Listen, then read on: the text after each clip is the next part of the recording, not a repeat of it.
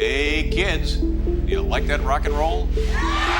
Don't worry, don't be afraid, ever. This is just a ride. On the program this evening, Four Brothers Podcast. I just feel like Salvador Dali doesn't look like he'd appreciate you going up to him and going like, you know? Oh. Welcome to the Four Brothers Podcast. Today's guest is a veteran of comedy. He's been in comedy for over 70 years. Yeah. Mr. Luke McGibbon. Sometimes I don't tell people how long I've been doing it now, but because depending on the gig, sometimes it's a bit sad. Sometimes you're like in an attic where people have paid £2 in, and you're performing to 3 people, and you go, "I've been at it for more than a decade," and they're like, "Well, why do you keep doing this to yourself?" It's like they come up to you and they're like, "Wow, you're really good. I've been in a decade." Yeah. Oh, you were Sorry. Yeah. Sorry. Yeah. Suddenly it lowers the quality of your act in their eyes. It's like, because they're like, "Oh, you're really good," and you go, "Yeah, I've been at it over 10 years," and they're like, "Oh, well, And you fucking should be. I didn't think it was 10 years good. You know what I mean? But like, it's wild. It's wild seeing acts who were like children whenever I started. No, but to be fair, I was a child when I started. Well, I was like 21 or something, but I was had the mind of a child. Yeah. You have the mind of a child. Yeah. Fucking watch Rob Williams, Jack. Yeah. What's going on here? Yeah, all sex with me was statutory until I was about 26. They're like, this is ethically edgy or ethically dodgy, you know. But I've been at it a good wee while, and I've been running the pavilion there for 11 years there now as well, which is crazy. And that was probably what made me an adult in a way, because that's the first thing I've ever really been responsible for. Maybe in a way, like you've been trying hard to push other people's careers out there. Aye. Would you say you took a back seat to your own then? Yeah. Because there was about Like a coach? Yeah, exactly. I like that actually. Yeah, from the sidelines, going like, "Fucking be funnier though." There was, it was about 5 or 6 years where I wasn't really trying. We'll say, like, I think because I did it a couple of years, and then I did the Edinburgh Fringe in 2014, and I then pretty much fucked around for about 6 years after that, and then after the pandemic, because before that I was working as a support worker for adults with learning difficulties, and that was officially I was a 40-hour week job, but really, I mean, you guys worked in where it ends up being fucking 60 hours a week, doesn't it? 70 hours a week, 24 hours a week. So suddenly I had a lot of time, and I found myself putting more effort into this. So this is me trying. Well, but well, this is, I think, see, I'm a big believer in this whole 4 I was about to say 4-hour work week. That's what we're trying to get on this podcast. That's a long shit. That's the amount of time you spend pissing in a day. That's a 4-hour piss week. Piss day. Wait, do the listeners know that you like a piss? I think fucking mad noticed. If there's anybody that's listened for more than 1 or 2 podcasts, they'll know Martin goes for a piss. Right, go to the piss like in the middle of fucking talking like yeah, we're gonna get him diapers. There's like a puddle spreading underneath the chair. Or is it more just like there's a lot of jump cuts then, or splash cuts? A lot of jump cuts. We just let him go for a piss and just let it. You just let him? That's very good. Awful kind. Awful kind. We shouldn't. No, we shouldn't. We should let that. No more fucking pissing. I mean, these are say you can train the bladder, can't you? You fucking can fingers. Yeah. Well, here, let's actually go back. Did we get me telling you to fuck up on camera? Or was that before the? I think it might have been before. No, I think it was on. Do you want to tell me to fuck up again? Right? Oh, he would have liked it. Okay. Well, I could use both flex. Fuck up! It's a lot of fucking work. Excuse you. Go. Very Excuse you. nasty. Why you gotta be so nasty? Do you want to tell him to fuck up I again? would like to know why Gar's feelings were hurt. Because I felt that it was quite a jesty fuck up. Because you're trying to get me to start because you want it to end.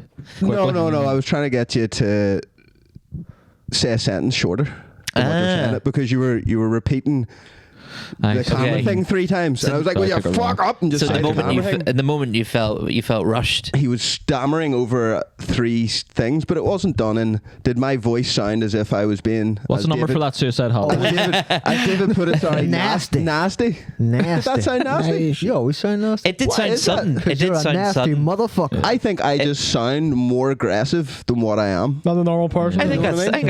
that's a fair assessment know to what I mean? yourself. I think that's true. I don't think our feelings were actually hurt though. I think We all know how to take each other. Like, No, I know Yeah, that. he didn't No, I seem know hurt. that. He didn't seem hurt. But it's funny to me that anyone would even jokingly be like, "Oh, that was nasty," from me saying it like that, because Maybe normal. It was a to other joke. people. trying to say it aggressively would be. Do you know what I mean? Would I be allowed So you to? don't know why I said you're nasty? Yeah. This is a jokingly nasty. Can we get past it, boys? Would I be allowed to point out that you have dreadlocks underneath the balaclava with the listeners? It's not dreadlocks per se. They were just Yeah. And I feel like Shitlocks. if people can see the dreadlocks, Shitlocks. Just molds of shit. do you know what? Dreadlocks don't inspire dread in me. I think it's they're no rasclat, no bomber clat, all the kind of clat you can think of. I think if you could see the dreadlocks, you'd know that anything you said was in jest. You know, when you're wearing the balaclava, it's probably Well, there you becomes harder to hide the. Yeah. Though you were wearing the balaclava when you came in earlier, like a bandana. But should he not know, regardless of balaclavas, that wasn't aggressive? I think that's a good question. I suppose Or you that, were like, raised to together. even be that I was even being slightly serious because you're like fucking. Yeah, but "Are you high?" but I am high, and I'm not annoyed, and I wasn't being aggressive. Yeah, no, but we got to the now crux of you're the annoyed. problem. The crux But of the now problem. you're annoyed. No, Now you're just- talk- no, Jesus Christ! Now you're annoyed. Because I said jokingly that you were nasty. No. And he said jokingly that you're not high. No. And now you're annoyed about that comment. No. And I now think, crosswires. joking. A lot of crosswires, you know, because Yeah. I think you didn't like the G was stumbling on the word a wee bit there, so you wanted you were trying to encourage him. We But got to the crux of the problem. The problem was, I thought you were trying to Right. start the podcast too quick. Yeah. That was why But I was trying to get you to finish it. So Yes. I misunderstood. there's a And that's it. there's a favorite therapist of mine called Carl Rogers, and Know him well. he what? I'll Carl. I see him down in the Asda. Shout out, Carl. Shout out Carl Rogers, dead 50 years. Yeah. All the good ones are Down dead. Asda, I see you're buying the full fat, and How do you feel about that? Yeah. And he did this. He had this thing. Fuck, I don't even know what he called it. One thing, but it was this idea of like with couples where you can't state your point until you've restated their point back to you.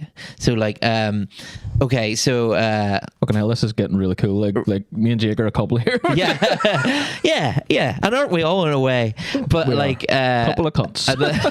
by the way, that's a sentence I just say, and I don't know what. And aren't we all in a way? In a way, the same.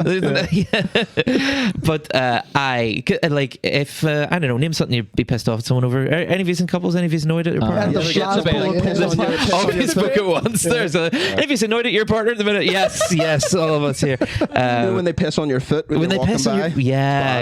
It's a bad one. Speaking of piss, obviously as well, but Numero. like okay, yeah. So someone pisses on your foot, and you say, "You pissed on my foot," and they say, "Will you fuck off?" You know what I mean? Instead of that, they say, "Oh, you're annoyed at me that I pissed on your foot." Yeah. Right, and so now you know that they've heard you properly. They're Yeah. not just putting their own fucking spin on it, yeah. which is sort of where a lot of arguments like come from. course. Is people misinterpreting you wrong? So Yeah. like she's not allowed to tell you to fuck up until she's restated to you in her words your position. Yeah. to an extent that satisfies you. Hence why I don't like leaving something unresolved. It's good that you did that. I You know? thought it's good that you I brought don't it like up. leaving anything because it always brings back Jordan Peterson for me, and it's a death Oh, yeah? by 1,000 paper cuts. Ah, yeah. Do you know what I mean? So Aye. why let 1,000 things kill you when you could just sort them out on the way? You know, every time. Yeah, I think instead that's of the just way. letting them go, and then somehow, somewhere, you're thinking about it later, Sure. even if you shouldn't be. Do you know what I mean? But It's if baggage, it's isn't it? resolved, it's done. It's baggage, You know? and it's like I'm still gonna hang myself. Yeah.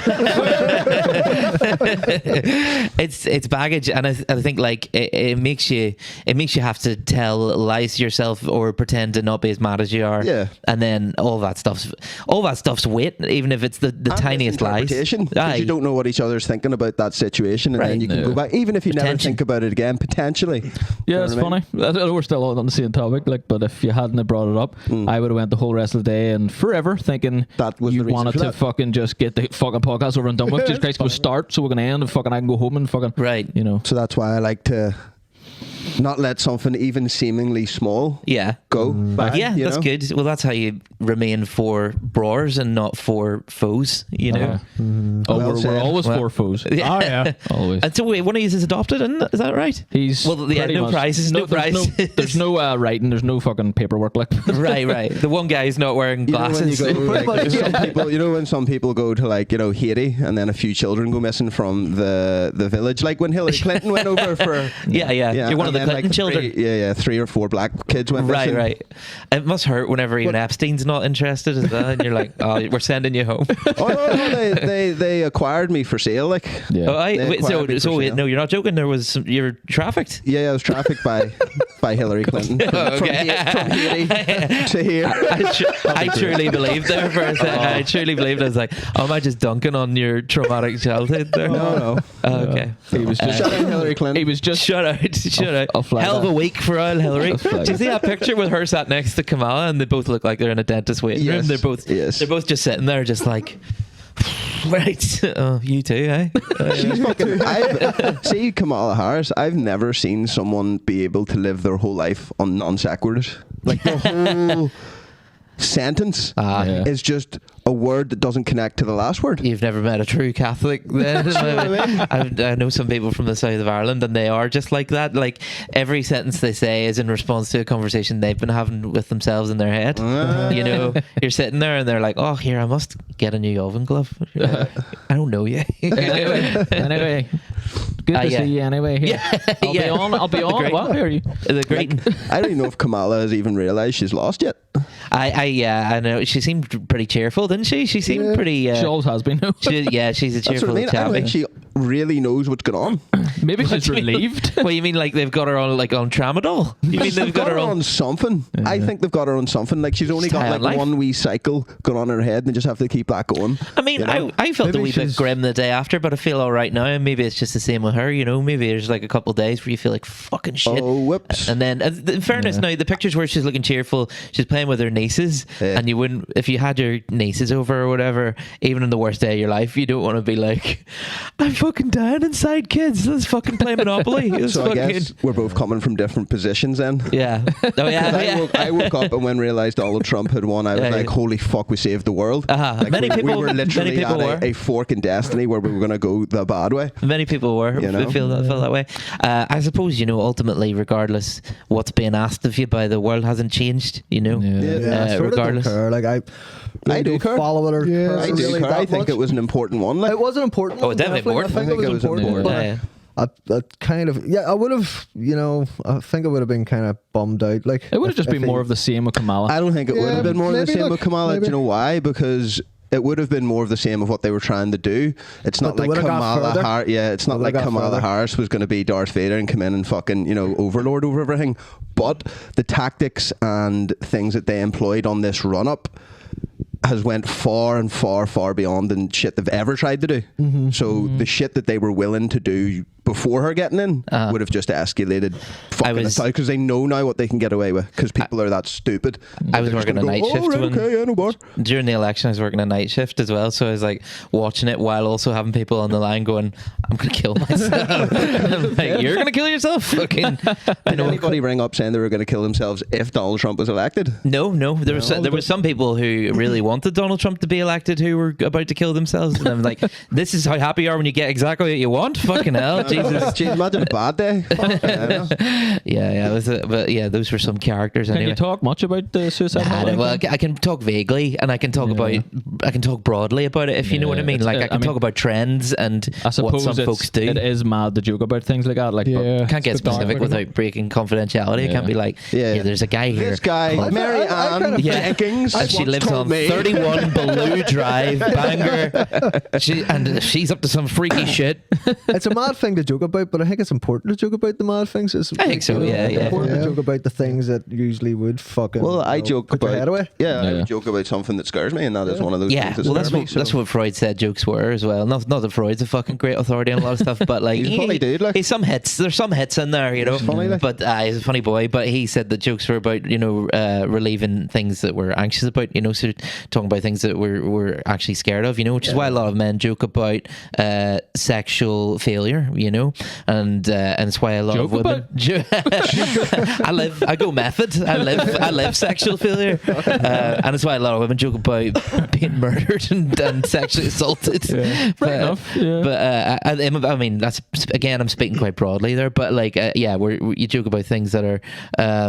That you're low key anxious about because it's like a sort of pressure release valve. Exactly. So I think there's certainly an element of mental health shit and telling a couple of definitely. jokes, you know. Yeah. Like this is therapy here. Like said that. Like this is. Well, our you therapy. did a nice wee bit of therapizing between yourselves there as well. Is there like a health? This seems like a healthy family unit. Do you know what I mean? It initially started. It initially started as like we weren't seeing enough of each other because of our jobs or lives, and we're like we started like I could actually see us all getting depressed, and I felt a wee bit depressed about it all. Like, you know, yeah. like It was just life getting in the way and whatever. Like you just don't see each other for a while, and we had always been very close our whole lives. Like Yeah. So we're just like, then- nah, fuck that. and we always toyed about having a podcast just for the crack, just Aye. so we could listen back to ourselves and These have a bit of chemistry, Yeah. obviously. and just like fucking, you know, laugh our heads off at it. Aye. Never ever thought it would become anything. I wonder how many podcasts were started because people were afraid of their friendships drifting apart. Yeah, you know, never know, like like. wholesome shit. Like there's probably some fucking terrible podcasts out there, Oh, yeah. but it's also like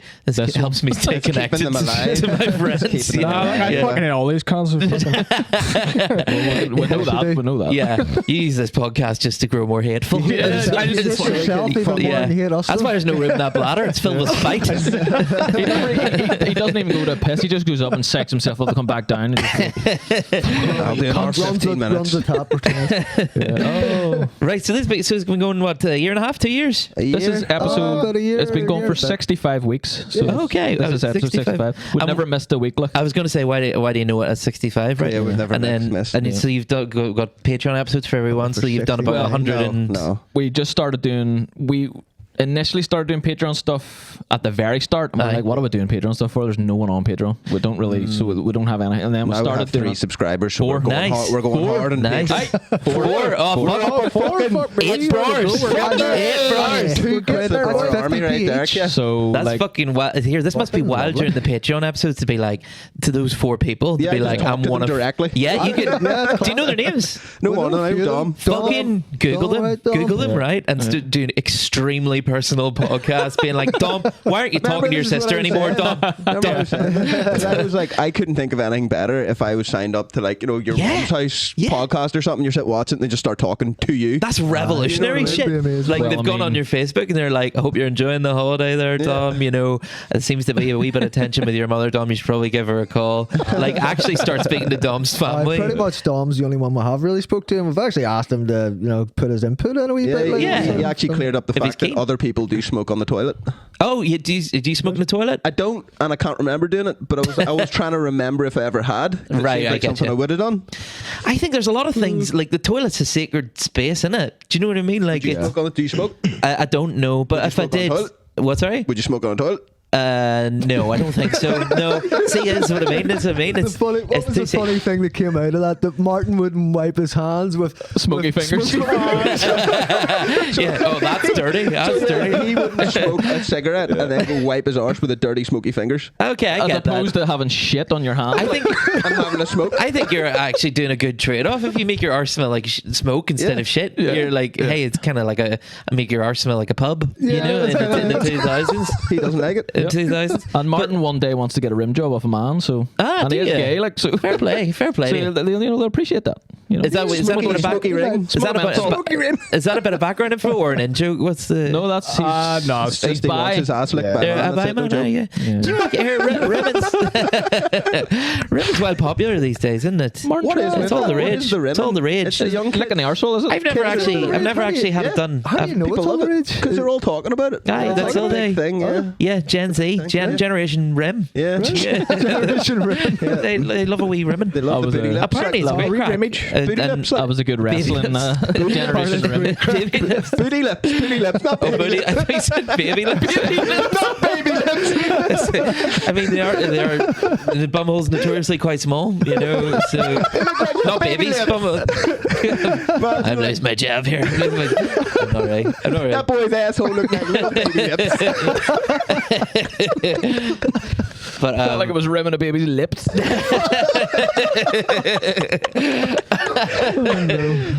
yeah, Fucking Wow, daddy. awful tight. it's pork Cheerio. But, that's, how do we get on the ribbon there? Oh yes, you were looking rimmed. Here, maybe that's like the ultimate. That's the ultimate Patreon reward, isn't it? Is you get to rim one of the podcasters. There you go. There you go. You don't know which one because he's wearing the balaclava. You know. B. Martin's first rim. Yeah.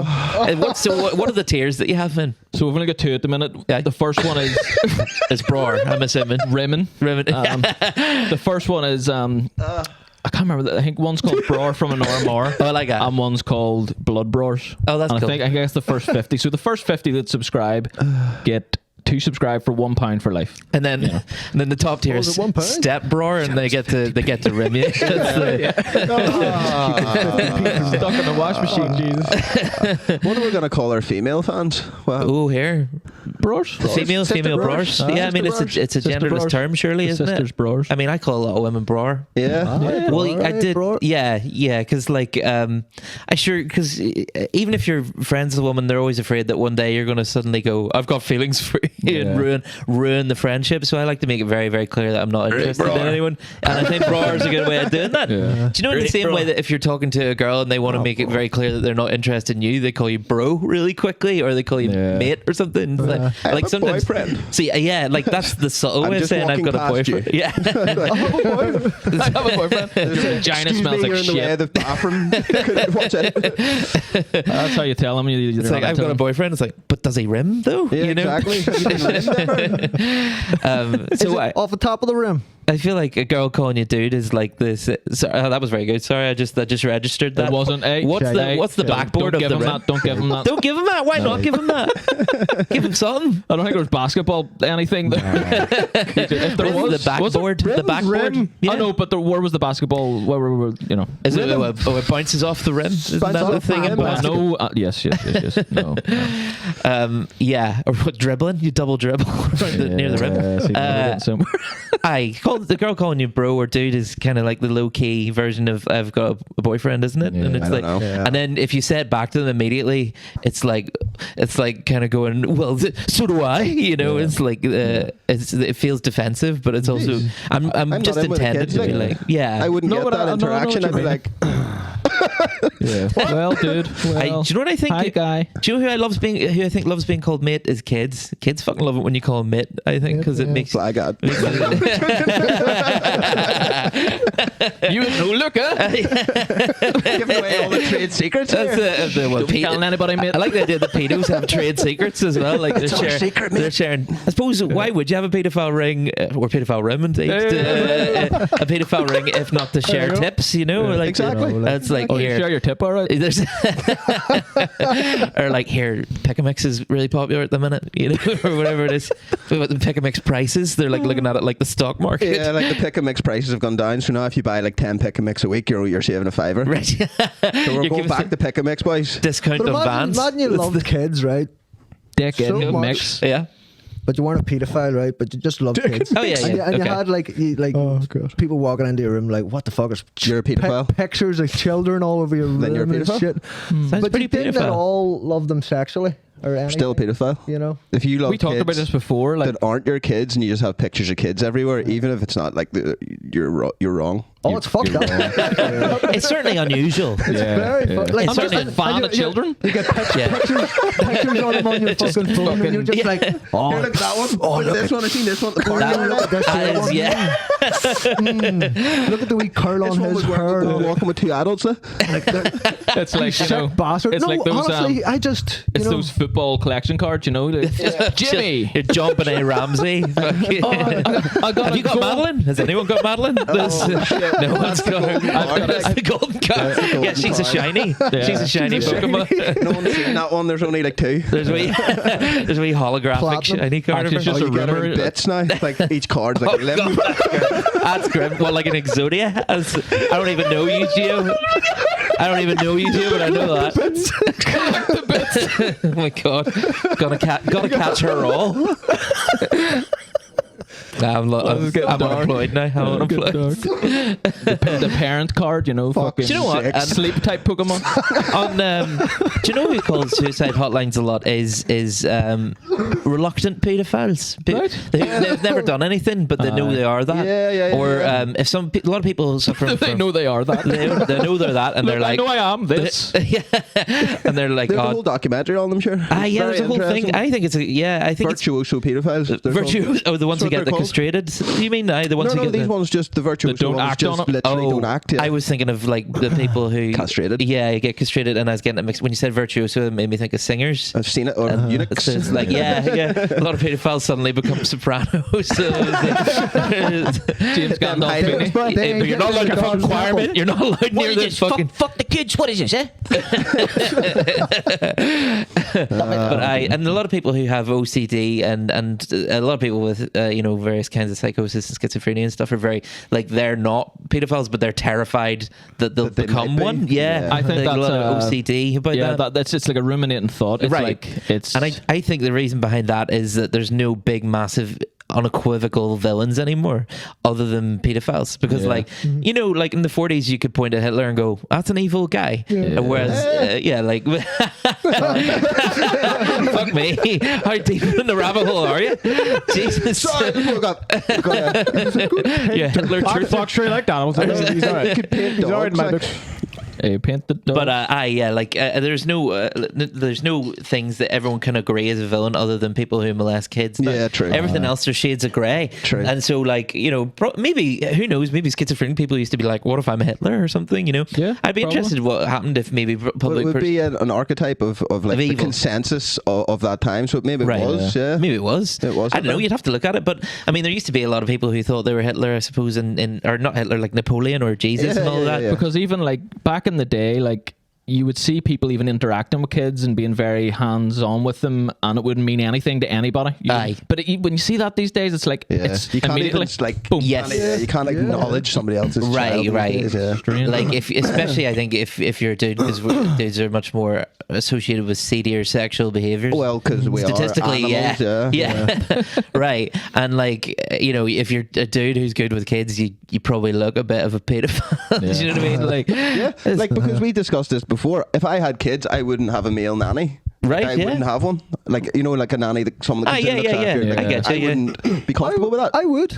I would be okay with it. I think I'd be all right with that, As long as but- I know that person. But you wouldn't. But know I them because would they're know. just But working for I wouldn't have a whatever, you know. But I wouldn't have a nanny then that I don't know. But that's in what I'm general. talking about, okay. Male They or should be female, vetted. past that. Male or female Yeah. wouldn't and you're have just them. hiring someone. Let's say you're going out and you're hiring a babysitter, and it was your only choice, and they're a reputable company, and blah blah blah blah. blah. Aye. And you had And, to.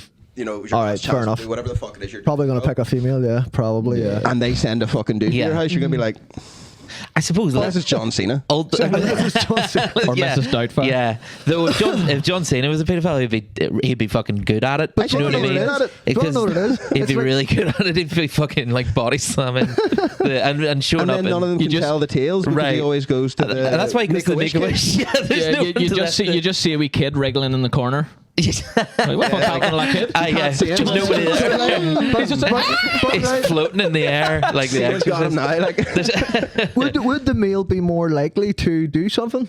Statistically, Statistically, yeah. Yes. So ultimately, we're Statistically, talking yeah. about profiling. Is it okay? Yeah. 4 bros tackling Yeah. the big stuff. Always, Another always. thing, right? So what if statistically they were both the same? can't be.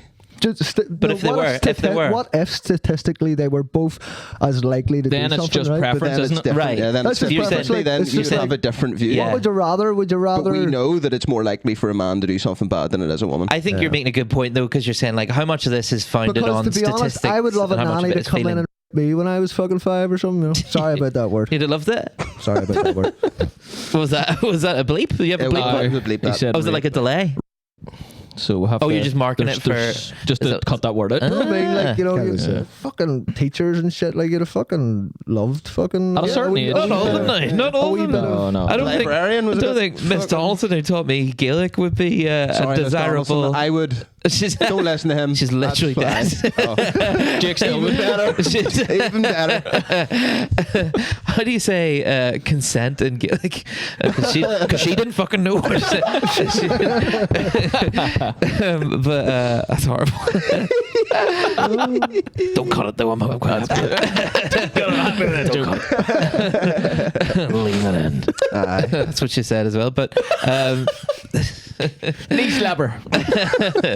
I see what you mean. No, because like how much of it is founded on statistics and how much of it is on feeling, and then also how much of that feeling is founded on life experience, and then it's a whole fucking. Or just, but then that one for me is quite easy to answer because I think statistically yes, and innately, because we all, unless you've been traumatized, have a view of women, or at least your mother, to be caring and nice and forgiving and all these things that you expect to see in a woman, that you expect to see in a woman, and to expect other women to treat other children. Yeah. So I think that's a big part of it. Yeah. But also a big part of it is just history and facts. And if you get up all of the women that have hurt children and all of the men that have hurt children, there's more men. The skills will be down one end more than the other. Yeah. Emotional abuse is way on the woman's side. Every serial killer ever, it goes back to their mother.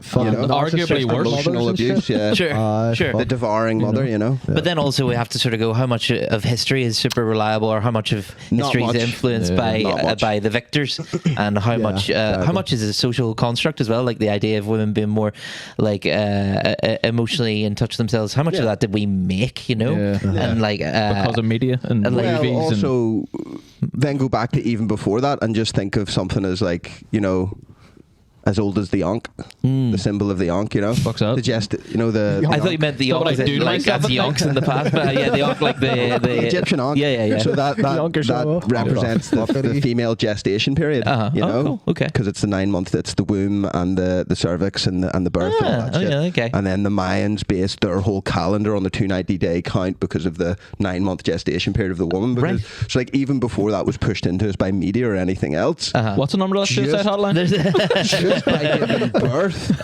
women are more caring, and they have to be. Yeah, you're talking about archetypal ideas, and the ideas that there's certain inbuilt things in the collective unconscious that goes back generations, like they call it like the monomyth, like the idea of certain commonalities between certain religions that never touched. So you go, well, fuck, that's like something the flood myth or whatever. Right. That's everywhere. It's just inherent in us. Sure, but there has to be. But it's maybe in us for a reason. But eventually there is a common ancestor. So eventually, surely, I suppose it depends on your religion. If there's one or a billion, but like, maybe it came from that. You know what I mean? Like back in the old Pangea times. Bring back Pangea. That's what I say. A mother and a father definitely share similar roles, but different, as well. Like a mother's there to care, definitely, and a father, I think, is also there to care. In our ideas of these days, also not these days. Get the children ready for the world without kind of push them, push them into things that not into things. Well, if you break it down, like without school, without words, without anything, we go back to cavemen. We're talking about a woman giving birth to a child with nothing else other than a female and a man being present. She cares for that baby. She breastfeeds it. She keeps it warm. He goes out and makes sure nobody kills him. Sure, that's it. In humans anyway. Yeah. Sure, and but I also do think there's value to like challenging that, because not everyone's going to be born like that. Not everyone's going to be born in the exact same way. There's plenty of women that I'm sure we've all met who are not very nurturing, loving people, and plenty of men who are, and vice versa. And like, look even at what fucking Myra Henley got it rough, eh? I'm only joking, but like, she was just misunderstood. I think I'd be a good mother. Same. And I think I'd be a terrible father. No, do you know what? No, I was in a play when I was a child about Myra Henley, and since I was a child, you can guess what fucking happened to me there, right? I got fucking murdered. But and it really made me think a little bit about how like it was such a media sensation because people were like, oh, women can be violent, women can be evil. But then also she was abused too. But then also, how much of that was without him? Did she do the same things? Was Myra Henley not with a guy that was the main kind of? And I think so. Yeah, he had her wrapped around you know his what I mean? finger. Just Absolutely, doing, yeah. his Like she bit. wasn't doing murders before meeting Ian Brady. Like that's the thing. You know, he Yeah. leveled the playing field up a bit. Yeah. You know. Oh, by the way, performance of a lifetime by Yeah, Kieran well done. Conlon in sixth form at Lagan College playing Ian Brady. Shout I think. out. Kieran Shout Conlon. out Kieran Conlon. Works Now you in the actually Grand murdering Opera people? House now. No, works in the theatre, so just murdering people's dreams probably. Yeah, but I think it's because I think something that women have done in the last I don't know how many years that's really good that probably men should do is like they've diversified the idea of what feminine is, because when you think of masculinity you think of one thing generally. Do you know what I mean? You think of one kind of thing. What? Whereas I don't know, I guess like somebody who's based, somebody who's Do you think like so? I think Strength? so. Yeah, Strength based as well. I And don't like know. strength just in even like and again, it's not about like, I don't think like, oh, if anybody says anything to a woman, a man should fuck, but it definitely is 99.9% of the time, let's say. Sure. There's 3 ways to go home. Right? 2 of them are really dangerous and one of them is not so dangerous, and it's the dead of night, and the woman's like, I want to go this way, it's dangerous. I'm going to be like, no, you're not, because if we go that way and anything happens, I'm the one that's going You're to the one have to that's sort. So fight, we're yeah. going this way, Yeah. and that's it. I was with You somebody know? years ago who was trying to. She seen an argument that was getting a bit ropey in the street, and she was getting involved in it. And I was like, "Well, it's me who's going to get punched by this guy." But all right. But then, luckily, literally, the police were driving past and saw it. You're like, what the fuck are you doing? Hold me back. Yeah, it's like you're lucky she's holding me back and she's nowhere near me. I'm like going like this, walking backwards away.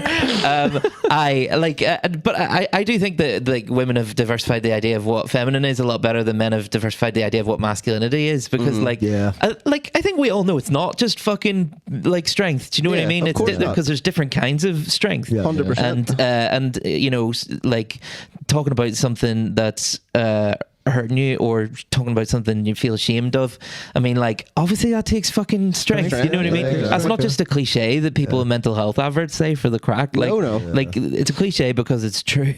That there's certain kind of strength in that. Yeah. But, No, all I jokes think- aside, like mental health It's important to talk about. has definitely, really like, affected my life big time. Me Like, too, like, and, I think like, that's it's, a affects everyone, problem really, in men me not too. being able to talk about it always Sure. was a problem. Sure. but now not it's being able- getting to the and point now where you can, like, yeah. and it's And then great. I don't know if that comes Yeah. from maturity or not, if that is just like a zeitgeist of our time or anything, because I think as it's I got older, I just started to go, I was always ashamed of the word depression. I was always ashamed to say that I was in despair, and I No, was it's always definitely a product willing of our to go. time, I because think look it's at a our product of our dads. Look time. at my dad would never fucking share anything like that. Right, right. He would But just I And just then got they to all the point in my fucking life, die of I heart don't know attacks if at it was 60. based of a mirroring what was happening in society, but I just got to a time in my life where I went, why would I make myself feel worse because I feel ashamed about something, and then because I feel so comfortable around the people that I put myself around, Sure. then why would I not talk about things like that? Yeah. And as soon as Yeah. I did, I started to feel better. Right, you know? because there's a certain shared humanity in that. you grew up in the Yeah. time where yeah. that's becoming a lot less. I think us You know, four like- have kind of always shared things that if we really needed to, like, you know. Like, to put that in perspective, like for a person to be gay back when we were kids was like, Jesus, Oh, yeah. gay, a Jesus. gay You'd guy, have- yeah, you know, you've been, and we grew your life would be obviously fucked. grew out of that, and so did the world. Well, not all of it, Not like, everybody. Sure, like- not enough. but yeah. like, that would have been when we were kids. That was very like if there was a gay guy in school or someone who even thought was gay, that was Yeah. like their life was over. No, Like, yeah. which And it Jesus, is what that the thing fuck, of where, you like, know? really It's and the same with truly, mental health. if you look back in hindsight and look at yourself and go, like, I actually wouldn't have give a fuck, but it would have been a instant natural reaction to go, what? Yeah. What the fuck? You know what I mean? Exactly. Do you know what I mean? And like, yeah, so you know, Brainwashed, man. whereas now, my God. you know, I worked in a school a couple of years ago doing therapy there, and it was perfectly normal for gay relationships and all to happen between students. that's a bit too far. Just don't fucking do it in front of me, all right? Just don't fucking do it in front of me. Just as long as I don't see them or hear them. Yeah, all then right. it's fine. Just as long as you don't publicly exist. Doors. That's I will not allow. I understand as an idea and it can exist out Yeah, there. yeah. You But if I can't get fucking married. You can't walk on the streets, and see if I see a fucking man kissing in front of me, hey, who And am I? Am I fucking? Stay at home. I'm Caro Hagan. Like. I love that guy as well. He's great. literally was just a funny. joke. Aye. Okay, All right, people. you're on a story there, and we're all fucking interrupted. Were you? Was I? Sorry. What was I talking about? Who knows? David, I go don't ahead. know. Go on, David. Start him off where he was. Famous segue. Shame. I mean, shame makes you feel like you're on your own own, doesn't it? You know, because like there's guilt, which can actually be healthy sometimes, which is like, oh, I've done something wrong, and shame is feeling like, oh, I am something wrong. Yeah. And you just find that at the root of so much shit sometimes. Like, even if you're talking about loneliness, like a lot of people call the old suicide hotline and they're lonely, and there's not really a huge amount materially that I can do about that. Do you know what I mean? I can't be like, well, here's a person, you know, like, but I suppose in the moment I am the person. But what I can talk about with them is the shame that comes with being alone. Because if you're alone for too long, you go, well, there's something wrong with me. Do you know what I mean? Yeah. And like a lot of things the mind sometimes defaults to that. Like, oh, there's just something wrong with me. Like, oh, I have a couple failed relationships. I'm like, you know, like all relationships fail unless you die with them. You know, like that's if it ends. A lot of people call that failed. I sometimes this is fucking wanky shit, but I think it sometimes I think of relationships not as failed but having completed. Like they reached a natural conclusion. Yeah, that's true, because there is things you learn from it regardless. Yeah. But see what you're saying there, I think that comes like with both, like just discernment of what's wrong with you. Because there was a lot of things wrong with me, and if I was to just go, oh, that's just because I feel bad, you know? Sure. Then those things would probably still be quite prominent. Yeah. And I do try to be a little bit better. Yeah. You know, so like there is certain things that I could have just went, it's everybody else. I Instead get of being you. like, no, actually there is something wrong with me and I need to do something about it too, Okay, yeah, you fair know? enough. Like, and because sometimes what people call overthinking is just more underacting or underfeeling, perhaps. And like, because I don't really believe that you can overthink. I'm like, what problem has ever been solved by thinking less? Thinking more. I thought too much about that. Yeah. It's Do you like, see, oh, I do you considered see a lot. yourself as a therapist in a sense? Oh yeah, no, well, I am one. I mean, like, but not on the suicide hotline, obviously. But you know, I mean, you kind of walk a thin line between therapist and suicide guy there, anyway. But I mean, like, a lot of people call Suicide Guy. There's The new movie starring Ryan Reynolds.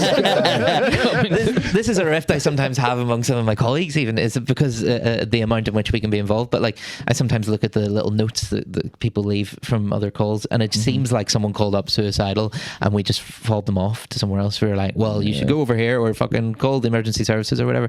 Whereas I think a lot of people are calling and they're looking to have a deeper chat, and when you're closer to death, that's when people are more willing to have deeper chats that. You know what I mean? And that's what I fucking love about it, because you get people who are completely emotionally closed off 99% of their lives suddenly going like, you know, I don't talk to my dad that much, and it's like, it's so good, you know, like, because you ever speak with someone about something and they say, oh, this is deep, and it's not remotely deep at all. How much does that break your heart when you're like, this is deep? Cornflakes or you know, That's why you nod and smile at a lot of people. Just nod and smile. Yeah, Sad life. It makes me think like, oh, you've never spoken to depth about anything because maybe you felt that it was stupid to do that, or you've been like, vulnerability's been not rewarded. It's been shamed away, you know. That's true. And like, shame is also something that we sometimes try and use to motivate behavior change, and frankly, it's not great for that. You know what I mean? Like, a lot of people who are depressed, they say, I'm not able to get out of bed, and so what they'll do is they'll try and shame themselves out of bed. They're like, oh, I'm a fucking piece of shit for not getting out of bed. And has that ever fucking worked? Does that work? Worked for me. Does that work for you? Does that work for you? 99% of the time, 99% of the time you're still in bed, but also you're like, I'm also a piece of shit. You know, it's for some reason, I think maybe not fully is what you're saying, but that is definitely a motivator of mine. all right, okay, I'll be like, if I don't do this, piece of shit, Right. I'll do it. And then I'll do it, and I'll feel better for doing it, and go, oh no, I definitely should have done that. I think there's grains of truth in that. Like, I certainly think there's That's David Goggins style. You know what I mean? Oh, so take a bit of David Goggins. I mean, and inject it in there. Dave got. I don't know. I listened to that audiobook. It's called "Can't Hurt Me." That amazing. book is a list of ways he's been hurt. He's been hurt, like- every line is like, and I felt terrible, and this bad shit happened, and I felt terrible, and this bad shit happened, and I felt, and I'm over it. I'm fucking over it. Right? It doesn't bring father back, but I'm over it. That's why he named it that, though, because he's like, no, can't hurt me because there's nothing left of me. If you listen to him talk, he's like, up until his early 30s, he was an emotional, like, he had nothing, like, he let everything affect him, and that's why it took him to the place it took him. I think, and I think, you know, like, I think you're right in that it can motivate. I just think oftentimes it really backfires on a lot of people, like a lot of people. It's not for everyone, certainly, and I really respect Dave Goggins and what he's accomplished, but I also don't think he's a picture of mental health either, because he's like, I go running because I fucking hate running. And it's like, is that the life you want to live, David? Like, who are you trying to prove this to? So it works for some people. Everyone knows you're tough, David. It's fine. This is the thing. So this is where where I think, like we're saying, discernment and subjectivity does come into it. Because yeah, sure. David It is Goggins, different for everyone. Like, I have to be honest and say he really, really helped me out of despair. Yeah. And at the time, it was Jordan Peterson and him. And it wasn't that I was going all in and being like, I have to be David Goggins. I'm going to get up at 5 o'clock in the morning, run all this shit. You know, he's extreme, but so's Jordan Peterson. You know, he's extreme in whatever he's doing. And what I found with David Goggins is that thing of you need to do the things you don't want to fucking do. That's the true base too. fucking message in there. Yes. Fair enough, you don't have to go and run 27 fucking miles until your fucking knees break and all the rest of it. But what you do have to do is when your brain tells you that thing, and it's done it to me my whole life, is you don't need to do that. Don't do that. Sure, there's no need. Sure, what's the point? Fucking do it.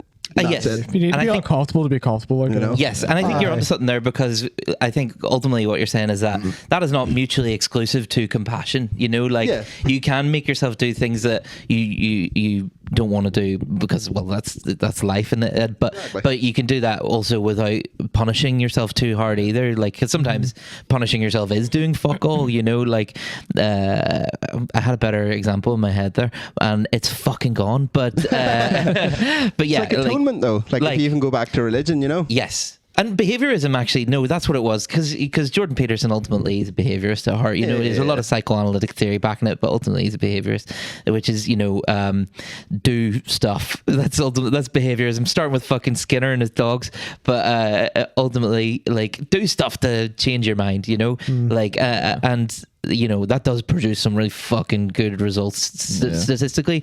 Behaviorism is quite a punishing look at things, but it does have its coming from a background of having severe mental health issues, I have found that being idle and doing nothing and just sort of like trying to think.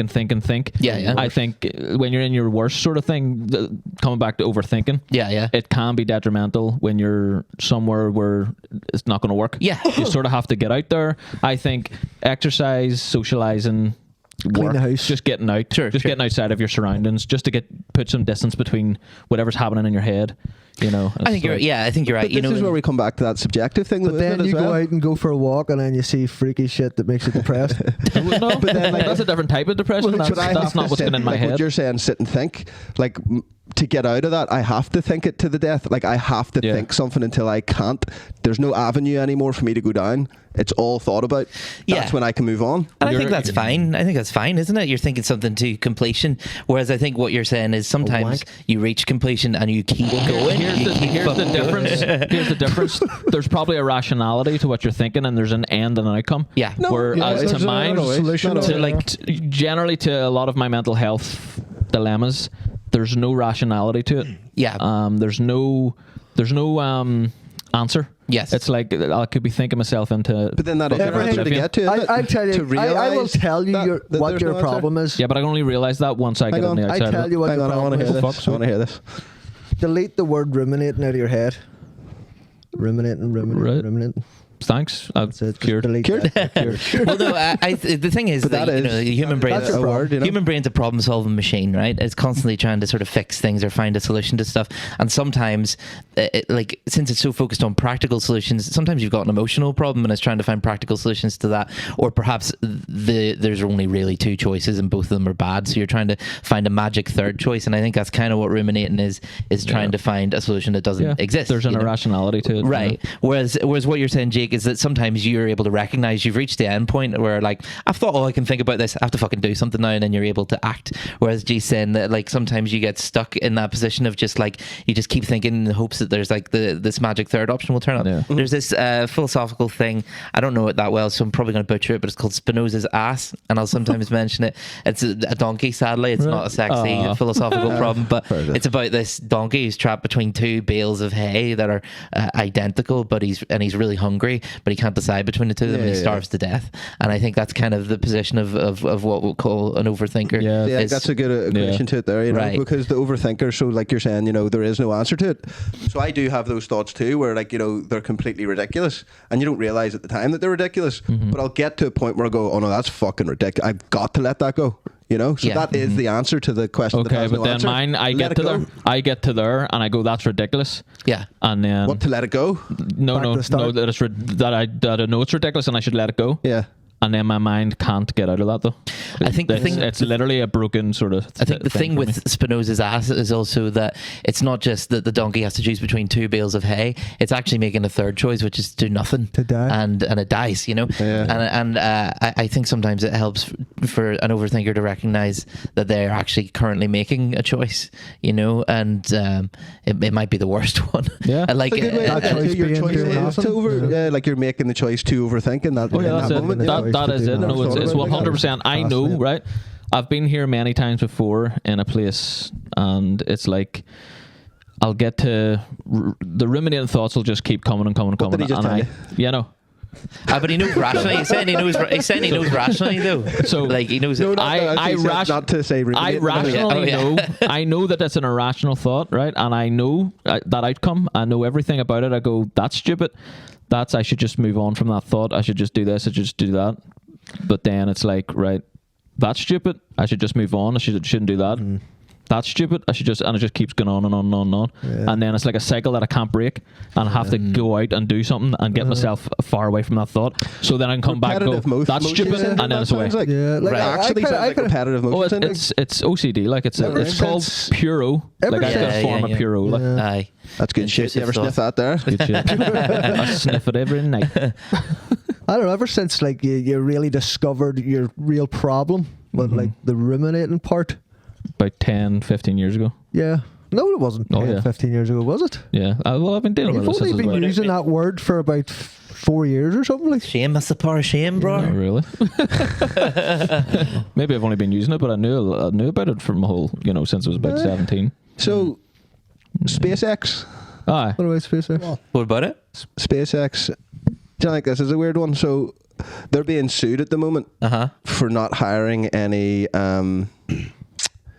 immigrated workers that weren't born in America, because everybody that works there is born in America. And the reason that everybody that works there is Texas? born in America. They have that law in Texas?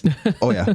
Because SpaceX is national security shit. Oh, well, yeah. I guess. Do you know what I mean? They're making things that can be weaponized. Right, so there's federal law. There's national security there. So, like, if you just let someone from, let's say, China, who used to live in China and now lives in America, work for SpaceX. Could be a spy. They'd be like, yeah, I'm taking all your shit and I'm going to fuck off back to China. Yeah. And now we have it. Which would be bad, right? Yeah, sure. But you'd also... But that's a law that they implemented. And then they're also now suing SpaceX for not hiring anybody. I suppose there's like an argument that you could make that where someone's born isn't necessarily a determinant of who's a spy or not. Like, well, okay, I read this thing about... it's their law. Sure. But I read this thing about profiling the other day, like, because, you know, Sam Harris, he was always saying, like, we should just be profiling at airports. Like, we know that they're like, oh, you know, they're saying more terrorists or Muslims, we should be just searching Muslims. But then what happens if you do that is that you actually end up making it much harder than just... Eventually, efficiency-wise, you always just come back to random checks is better. Because, like, okay, so let's say we decide to just search Muslim men, and then there's going to be... But let's put just a wee pointer on this before you make the point. Are they coming into for a holiday just on airports, or are they moving to the country as a citizen? I think that's the difference here. Oh yeah, that's a good question. I don't know. Okay, so airports and stuff, yes, you're going on holiday, all right. You know, like it's impossible to do what you just said. You know, so it should be randomized. But if people are immigrating to a country, that's 100% vetable, because everybody has to should be going through the same steps to get in. Sure. And they all need to be looked at. You know. Yeah, absolutely. See who the fuck's coming in and shit. Yeah. Everyone's got to be vetted. Like, regardless where you're from. But it is regardless of where you're from. But it's definitely broken at the minute, because there was a guy there who was going from the Texas border over to Mexico and back for years and years and years, and he was a racist, you know. and he was white, right? Yeah. And the reason that comes into it is because he became the thing that he was racist against. He was very racist because he thought Mexicans were bringing in drugs to his country. Meanwhile, he's probably bringing in drugs. Literally, then he'd get involved with the Mexican cartel. Yeah. And because he was white and didn't get vetted maybe as much as other people, he never got, you know, anything back and forth. This So he's bringing drugs to the country for this years. Jungian idea of the shadow as well, which is that people are blind We're to going to their. call Jung now, are we? I fucking love this boy. Let's go then. But the people are blind to their own capability to do evil. Yeah, this is what we said before. No one's the villain in their own story. You know? Sure, right, and like in the same way, if you are anything, that opposite is not gone. Like, so if you're a bad person, the good side of you is not gone. Yeah. It's suppressed, and anything that you suppress or indeed try and shame away was going to come up in some other way. You know, like what's that saying he did? If you don't make the unconscious conscious, it will rule you, and you'll call it fate. Right? and that does happen. You know, like fucking. Hitler, really nasty boy, famously. I think it's a separate podcast, but vegetarian, so that good side of him was coming up somewhere else, and like in the same way that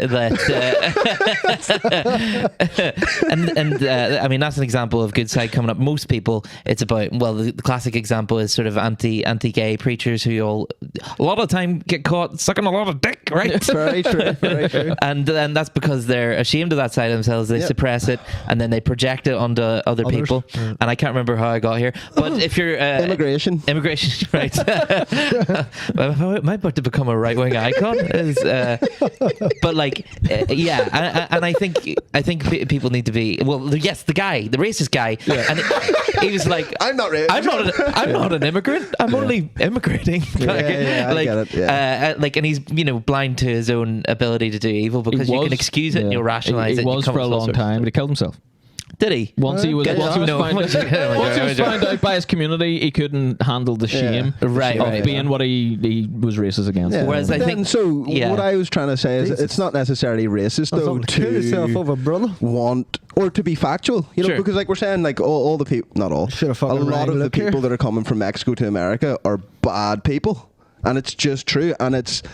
If you look into it, the Chinese are funding the elections in Mexico right now. So they had like the cartel execute 12 of the nominees so that the person they wanted to win wins. I did read about that last bit, yeah. And then they're shipping in because where does America buy their fentanyl for medical supplies? China. And then China makes uncut fentanyl, which is really fucking bad for you, ships it to Mexico, gives it to all the cartel members, gets them to illegally ship it over to America and spreads it throughout America. And that's why they have the fentanyl crisis right now. And then, so immigration is bad, in a way. You need to know who's coming in. But then again, that's just nothing's ever so black and white. Yeah, that's what I'm saying. Not everybody coming in is a drug dealer. Of you know course, what I mean? Yeah, of course. So, of course. And there's every chance as well we could be projecting our own evil qualities on these people as well. But sorry, what were you saying? Oh no, I've just said that there's bad cunts. There's bad cunts. Don't be ruminating about them. Ruminate these bad cunts. How did we get on here from talking about in comedy at the start? What happened to that there? Do your crowd know that G does a bit of stand-up as well? Yeah, I think we've talked about it a few times. Yeah, hitting up the stage a couple. I'm trying to get out there again, but it's just we have two comedians here. Jake's a comedian as well. Oh, aye. You look like you've been outed. It's his joke. Oh, okay. He's a fucking comedian. That was David. You fucking comedian. Wants to be a fucking comedian, don't you? No, the conversation was that I have a hard time being obsessed with things because I got obsessed with music, and then it got to a point of where I can't just watch people play music. I want to partake. I want to learn how to play music. I got obsessed with UFC and MMA, and it gets to a point of where I just don't want to watch other cunts do something. I want to know how to be able to do that. Same with comedy. I'm obsessed with comedy, but it gets to a point where you're like, I don't want to just watch somebody else do something. I want to partake. That's all I was saying. It's hard for me to get obsessed with something and not want to do it. Sure. Because I have a hard time watching other cunts do something. Can't that go hand in hand sometimes? I think what we got out of that was that Jake wants to do comedy. Yeah. But that's not what I... You know what I mean? I think it's not as, like we're saying, black and white. There's a grey area there. I think actually what we got to with that was that this was his outlet for it, Yeah. He's utilising this as an outlet. Part of it, for sure. Integrating part of it, that bit of you. Yeah. Fair dues. I know what you mean, because like I think, I feel that way about comedy. Like sometimes watching comedy now, I can fully enjoy it and not fucking laugh once, but also also wanting to partake. But sometimes I think watching someone can make me a better stand-up almost, sort of going like, how did they get to that joke? Or or but a lot of people that are just enjoying comedy won't watch it that way. They won't think that way. No. So that's what I'm saying. I get to the point where I can't just sit there and to same with fighting or music or whatever and just go, Yep.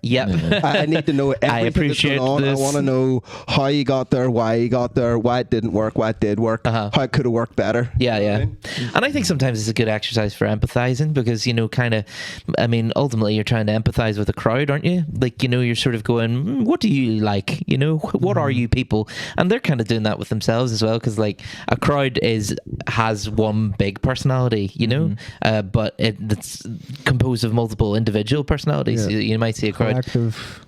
Yeah, there's a collective there. A hive mind. There's because you can push them in one direction or the other. Right. And they usually follow each other. And and they don't really know what their group personality is when they sit down together either. Sometimes I think one of the first nights I went to was the PAV actually before I ran it millions of years ago, and it was really quite. It was a lineup now that would fucking murder anywhere. It was like, and that's the thing. Sometimes if you do this long enough, you can look back on lineups that had shit nights and go, like, 3 of these people were doing the SSE. What the fuck? Classic. But it was a lineup that was great, but nobody was landing at all, and I was sort of going like, oh, I'm enjoying all these jokes. All these jokes are landing with me. How come we're not enjoying it? Yeah. And it felt like everyone in the crowd was sort of looking around, going, why are we not enjoying this? Why are we quiet when all of us individually are? Yeah, laughing. And I think as a performer, even if you're there for fucking 3 minutes, you have a relationship with that blob hive mind thing, and sometimes it's just about how well you connect with the blob a little. It's supposed to like therapy, like Carl Rogers said, my boy, but he said shout out sponsor one of the 2 big Carls in I prefer therapy. Carl Young. He's a good lad, but Carl Rogers said that there's these 3 he said there's 6, but there's 3 that are good. Core conditions on what facilitates a relationship wherein someone can change or grow, right? And they're really simple. It's just empathy, congruence, which kind of means genuineness, but also means it means what's that? Congruence. It kind of means like a wholeness, but it means that you make sense. So, like, if you're sad, you're not laughing, like sometimes people laugh when they're sad. That's incongruent, and so congruence, empathy, and unconditional positive regard, which doesn't just mean everything you do is good, it's perfect and you're lovely. It means more respecting that everyone is kind of doing their best at any point, like that's like with what they have up here or in their body, and so like and that is kind of a reach sometimes whenever you speak to some people who don't seem like they're doing their best, but they're doing the best with the resources they have in their mind and the context of their life. And so anyway, having those, like, if you can think of relationships you've had in your life that facilitated growth or were amazing or class, usually there's that 3 things going on. But if you hear people talk about shit therapy they've had, it's usually a failure of one of those things. They'll say like, he didn't seem real, he didn't seem empathic, he didn't seem nice, you know what I mean? Like fuck, how did I get onto this again? What were we talking about? Ruminating. No, we're talking about we were talking about ruminating. The Rimminator. That's whenever you're like in someone's arse and you go, you know what? I've become my father. But it's kind of like what you said there, Daddy. Which is, I think, is surprising to me. Is like, I know you're talking about Carl Jung and stuff, but a lot of what you said aligns greatly with, do you know who Andrew Gilliman is? Oh, yeah. A lot of what you said there sounds like what he's saying. He's just a neuroscientist. Like, not I don't mean that as just a neuroscientist. Do you mean Huberman? No. Oh, okay, no, it's just you said I didn't really. Yeah, Andrew Huberman's the big buff doctor guy. Yeah, he's neuroscientist. Andrew Gilliman looks like fucking. What do you call the guy who played Ben Kingsley? He looks exactly like Ben Kingsley. Is he the man who the master in his emissary? Am I thinking someone else? No, he's sort of running he's nothing to do with drugs, so it's going to sound a bit on like, but he's the guy that's overseeing the DMTX experiments. Oh, nice. You know the thing. So he lives in Japan. That's about to get deregulated. That's something good that'll come out of this. But, yeah. But a lot of what you said is what he was talking about there, and it's almost like he calls it simply like the hot glass effect, which is when you're around something, your brain's hardwired to be a certain way, but when you expose yourself to things that make you feel better or more accomplished, then your brain melts. Like there's literal like hard cortices in your brain that will melt and allow you to change the pathways or neurons or thought patterns in that time. Yeah. And will make you feel better because you're able to do that. And then obviously they harden and stuff. That's and if you keep exposing yourself to that, then your brain will be malleable enough to be able to change, even though it's been rigid for so many years. Yes. Well, yeah, I see what you mean there. I'm actually not familiar with that, but it does seem pretty consistent with what a lot of people in neuroscience are saying, isn't it? About doing new things, forming these new neural pathways. Blind Boy had a really good metaphor for CT. Imagine. I don't listen to him every day. Oh fuck! There's another guy with a balaclava talking about stuff. He had this good metaphor for CBT, which isn't my favorite form of therapy, but it's it's one of the it's in there.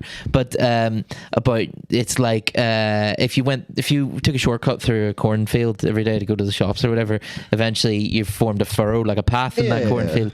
Whereas maybe someday you're going to need to take a different route, and the shortcuts, because the shortcut's not working for you for some reason or other, and you're going to have to make a new shortcut, and that means making the furrow again, which can be difficult. But once you've done it 3 or 4 times, now it's a new pathway, and that's kind of like what the brain is with doing something new. But I didn't realize about this Gilman thing, because it kind of sounds like a neuroscientific backing for the sort of core conditions, like exposing yourself to something that makes you feel rewarded, so it makes them softer, neuroplasticity and all that stuff. This is the first Joe Rogan-esque podcast we've ever done. He's doing it through the experimentation on dimethyltryptamine. DMT. DMT. And what they're doing is, the way it's broken down within 3 minutes when the liver and you're back to baseline. They've created an IV drip that keeps you under for 90 minutes. So what they're trying to do is map the space of DMT. So that's all that part of like aliens and entities and things like that. Machine elves.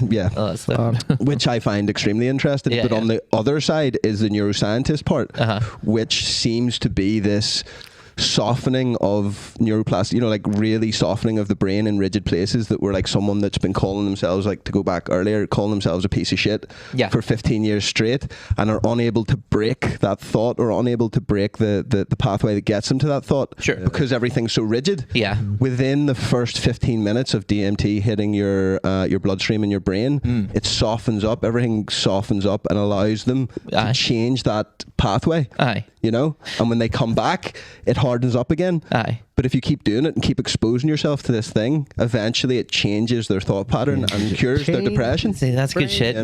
Like, and there's some good research regarding like psilocybin, obviously, and about personality change beyond 30, because like supposedly personality grows quite rigid beyond 30. I mean, that's part of what we're talking about, right? Unless exposed to psychedelic or significant psychedelic experiences, rigid? Like less changeable, we'll say. Like, are you familiar with Carol Dweck and sort of growth mindset stuff as well? But like this idea of a lot of people approach life with like a fixed mindset, which is basically like and I've been thinking lately, I think this is why so many young dudes are into Dragon Ball Z, but like because that's very much a growth thing. Wait, let me explain this first. Hear me out on this then, because I've only gotten into it as an adult, which is feels weirdly pathetic as an adult. It's getting into it rather than getting into it as a child and just holding that throughout your life. That feels more nice than, but like fixed mindset is basically approaching something like this is as good as I can ever be. I'm not able to change. I'm born like this, and I think a lot of right-wing ideology comes at things with that as well, which is like, this is what you are, this is what you've always been, you're born like this.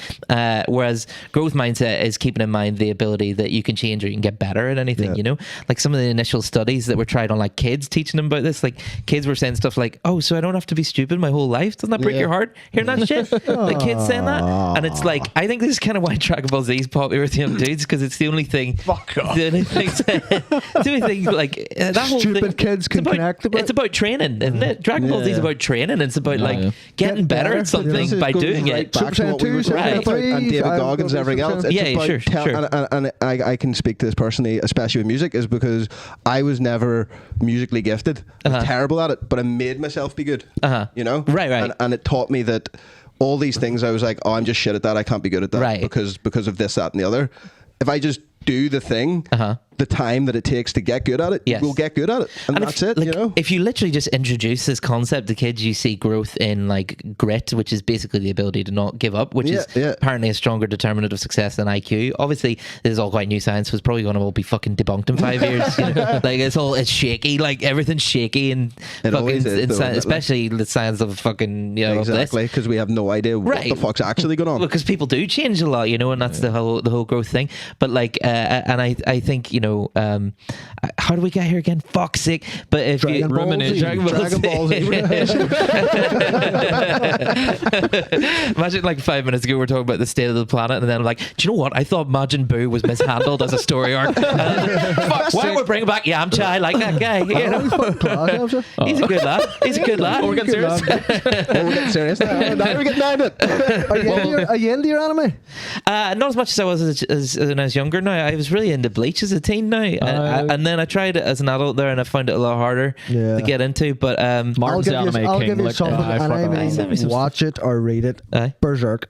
Oh, people say Berserk's fucking class. Fuck. I never got around to it now, but I will. I'm I not will. even the biggest anime fan, but Berserk's fucking amazing. Did you ever see any Junji Ito? Yeah. I love that shit. The fucking spirals. Yeah, that's fucking the whole that holds mine. Yeah. That's me on a night out. That's bad. That's bad. I will fit into that. It's my size. It's my size. It's made for me. It's made just for me. Slip in and out. You can't stop me. Can't stop myself. Fucking. Did you ever see that wee short story one he did about the people who keep turning up all stitched together and on the no? Oh fuck! It's I grim. can't remember that one. It's like it might have been on Reddit. I seen it, but it was very. It's him like. There's something about like Japanese animation and stories. They've got a different way of telling things. Different mindset. Like if you want something, if you want to like experience. Like, because a lot of Western stories, they're the same tropes, same stuff. You like, I've seen this before. The arcs always. But if you go to like Japanese stories, it's like there's always something you're like, fuck, why? Who would ever think of that? That's so cool. Like, yeah, and like to bring it back to Dragon Ball Z, like I think that's like it's because really when you look at it, sometimes I've been reading it, I'm like, why am I enjoying this? It's really primitive. It's like this guy comes, he's bad. It's so he's simple. too strong. We go training, we get better, then we try again, and it's like, but that's really the like Japanese a simple people. message. I'm interested to know how far. Yeah, that is yin and yang. Like I think so. How far have you gotten with Dragon Ball Z? I finished it. I was about 2 or 3 night shifts in a row once, and I was just up all night. Like I read the manga. Like I haven't actually watched the show at all since I would dip in and out as a child. But you know, like the way it was introduced to the West, it's a miracle. It took hold at all because it's like there's an entire prequel series, and and then they just drop people in the middle of this. There's a guy here who's got horns for no reason. They never fucking explain who he is or what he's doing. There's a pig. He's a side character. Nobody explains who he is or what he's there. And weirdly, like people just took to this series that has like so much background context that means if you look into it, actually means fuck all anyway. That guy does nothing. The pig does nothing. But you know, you'd like to know why the fuck there's a pig there who can talk. Even in Dragon Ball, why is the president a dog? Isn't that life? Yeah, that is life. Yeah, you just dropped in and it's like, oh fuck, there's a guy here. It's fucking weird. Shit, like, why are you doing that? No one has explained it to me. Right. And like, yeah, and there's a fucking racist alien and everything as well. Yes, that guy's wild racist, isn't he?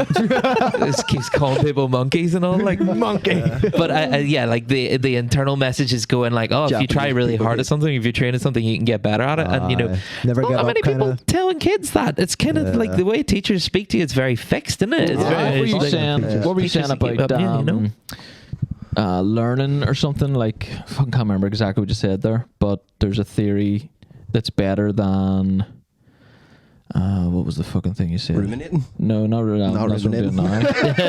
Growth versus fixed, were we talking? Something like that, like where you're learning and it's better than IQ. Oh, grit. Okay, yes. Like for success, you know, grinding will get you further than being smart. And I was thinking, right, because this is something I wanted to bring up with Martin. I was going to say he loves fucking anime and he loves and he doesn't do that thing you're talking about, because we got him a drum kit like 2 years ago, and he just sits and looks at it, and I think he just beats himself up. I'll never be good at that. Right. That'll never be me. And that's really common. I want my money back, Martin. That's really. He's not dead yet. 200 quid. He's not fucking dead yet. He can still, like, I think this thing is. Give him the number of that suicide hotline. And we can, you can lapse. He has it. You can lapse into that fixed feeling when you feel like shit. Like my partner's trying to become a better photographer at the minute, and like sometimes she'll try a couple photos there, and they're not to her satisfaction, and she'll go, oh fuck, look, she'll be really hurt, and she'll be like, and I think in that moment she just feels like, I'll never get any better at this, because and that's the fixed mindset of going like, I'm just that forever. I mean, this shit. Whereas I think you're never going to get good at something without being really shit at it a lot for a long time. Like, I've been a painter for a long time, and I'm fucking diabolically shit at it. I haven't. He's really good. He's really good. He's very good at painting. He's very good at it. Right. Single painting in years. Right. I haven't painted a single. You haven't finished. He can't finish them, but that's his problem. Oh, okay. He's painted about 1 million, but I hadn't finished any. And see, like, this is the way I view act sometimes as a person running an open mic gig. This is not finished. It's you're not dead yet. Get that fucking. You can get your Van Gogh moment. Your Van moment. But Eleanor always tells me that I'm like too rose tinted with a lot of open micers. But like the way I kind of have to say it is that, like, what I was saying about monkeys and typewriters. If you leave a million monkeys in a room, Shakespeare, they'll eventually write Shakespeare. Yeah. And I kind of feel like, well, like the shittest comedian in the world, if he keeps fucking writing, he'll probably stumble on something that's funny eventually. And if he's self-aware enough to keep that in the set, and then he does that again, eventually he'll have a set. And I kind of have to look at people like that, because if I don't, then I'm just giving up on them like a bad teacher. I think that's true, but I also think that people, there again, it comes to discernment again. Sure. So like, I think that everyone's capable of succeeding in what they want to do. Yeah. Like I said, I really didn't think that I would be able to play a musical instrument, but I made myself do it. Yeah. But I think that a lot of people, like you said, so that person that keeps going and comes up with one good joke, they may never realize that though, and even if you tell them, they won't listen. That's the problem. So you have to discern between people that are willing to go and do the work and keep going and realize, listen to people and work shit out. There is some people that just won't listen. Some people don't share reality in the same way, and I think the last 10 years of fucking, like, quite a lot of us don't share the same reality, and I don't mean that in a looking down on other people's realities way, but like, we don't always share the same existence or perceptions and things, and that is also something I'm looking out for as well, like not just grit in acts, but also the awareness of whether or not, because like if someone comes off stage and they've died in their hole, and I'm like, and they're like, that was fucking great, I'm like, it's never gonna happen for you, buddy. Never gonna. I mean, it's happening for you every time too in your head. You're having the time of your life, and I'm gonna keep giving you gigs because it keeps you off the streets, but some of them literally keeps them off the fucking street. Talk to you after about that, but we're short on open mic. There's a homeless man outside. It's grim, but but the people are, there's a combination of sort of awareness of what's going on around them and things like that, and a lot of people have that. Some people it's the opposite though, like they come off stage having killed. Some big acts as well, they raise their internal standards a little too high, or it happens to me sometimes if I have 3 or 4 really good ones in a row, and then I have a normal good one, I'll go, oh, it's fucking shit. Again, though, be calling myself maybe positive though, because holding yourself to a higher standard means that even you doing bad is probably not that bad. Well, sure. And I think though, this is the thing: is there is a line somewhere between a high standard and just fucking self harm. You know what I mean? Which I think is kind of the line that we're talking about. We were talking about David Goggins earlier. Like to push yourself sometimes requires a certain amount of self punishment. Too much is going, and like maybe some people's line is higher than other. Fucking David Goggins. Like he needs that though, like he literally fucking Tyson Fury says if he doesn't have a goal he gets suicidal and all that stuff, and it's like and you can see it in that if you watch that series, like he's just fucking bouncing off the walls, right? But there's elements to that are unsustainable. Do you know what I mean? If he's in an old folks home, he can't be fucking fighting Tyson fucking twice on Sunday. Yes, I can. He's a bit depressed, that man though. He's I don't know if someone else has already done this joke. I feel like they have, so I'll not say it too much, but like I really love, he's one of those guys who talks about mental health, but he describes all of it as mental. Like he talks about depression. He's like, "Oh, I've got mental health. I've got the mental health. I've got the mental health." His dad does it as well. If only could beat that mental health. He had that mental health, and it's like you don't have mental health. You have a problem with your mental health. Yeah, it's molded by it. My mental health is bad. My mental health. Yeah, that's just the thing. They caught it. It's like something you catch. Are we over an hour? By the way, I feel like I've overrun. Yeah. Oh, 1:17. Fuck right. What's the final topic? Where do you think consciousness exists? Somewhere else. There's your answer. Somewhere else. I mean, that is the answer, isn't it? Somewhere else. We'll be here Somewhere for a else. Actually, have you ever, and would you talk about if you've ever taken any substance? I came in into. I bought some of them psychedelic chocolates off your one. The bonkers lady who did the Orange Parade with her tits out. Oh yes, because she was selling. She was on fucking Whiskey and White there, and she said something about doing like psychedelic chocolates there, and I was like, I'll have one of them, sure. Were you there? No. It was a viral thing. Yeah, it was a viral thing. Yeah. Oh, she mentioned them, then you went and got them. Yeah. Well, I follow Whiskey and White. Her. I follow Whiskey and White, so I only found out about her from that. She was on that, and like she's bonkers. Like I think fair thing to say, but. I'm meaning to keep putting it off. I think it's just what happens is I want to do it with my partner, and we just never really have a full day without some shit on. Put it off as long as you need to. It's not in the fridge. Nothing you want to rush into. No, definitely. It's in the fridge now. Does it tell you what the strength of it is? Well, she said take 1 for a somatic experience, 2 for a trip, and 3 for an experience. We'll say. I would think it's probably. I'm going to take half of one. Don't listen to whatever he tells you. Honestly, it's usually a gram per square. I think she did say measurement somewhere, but I don't know if she's. So I think it is a gram plus. See the strength a lot of of ritualistic things. Stuff. It's never really, especially for someone that doesn't do it. Like I took mushrooms in Amsterdam. The weakest ones we got, we planned like 3 nights like this. Then it's stronger. This one completely blew my head away. But I mean, if you are going to take a wee bit of chocolate, just fucking have a plan. Aye. Have a plan. Yeah, just comfortable. Yeah. Don't make the plan. Be comfortable. When you don't take it, then make the plan. Yeah. But have a blanket.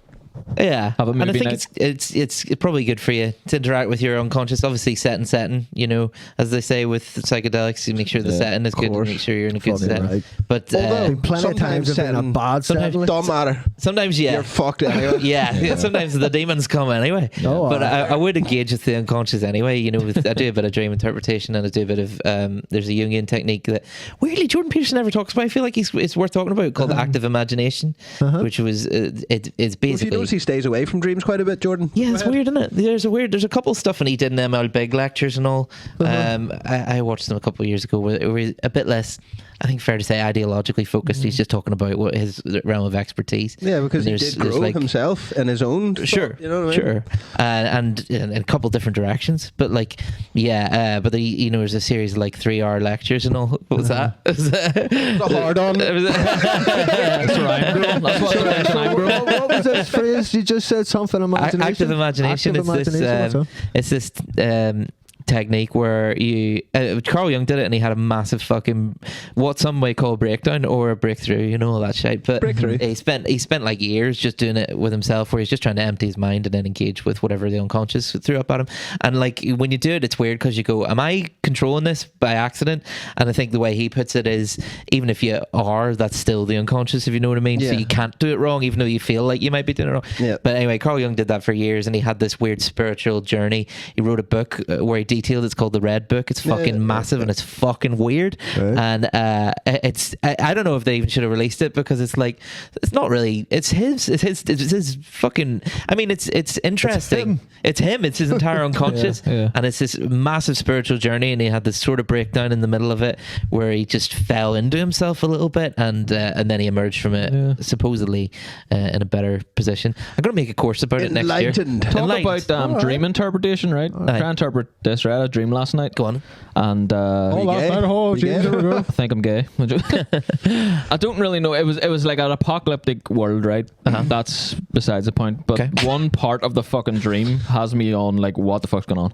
There was a room full with naked ladies. Okay. And they had all came from some sort of they were all like lying on hospital beds, and they had come from some sort of like stated fucking background. You know, where there was something bad happened to him. When did you have this dream, by the way? Last night. Okay. One of them was Kiefer Sutherland's mother, and he was the one doing the dirty tour. Okay. Right. That's all I remember. And what did you do yesterday? Walked the dog. And he saw Made a curry. Seen a Sorry. Have you seen Juror number 2? No. Oh, Kiefer Sutherland's in that. I thought maybe he might have influenced. Kiefer Sutherland hadn't been in my Is it anything mind. to do with these mice, rats, and geese? I don't know. Like I've a walked the motif? dog. Probably.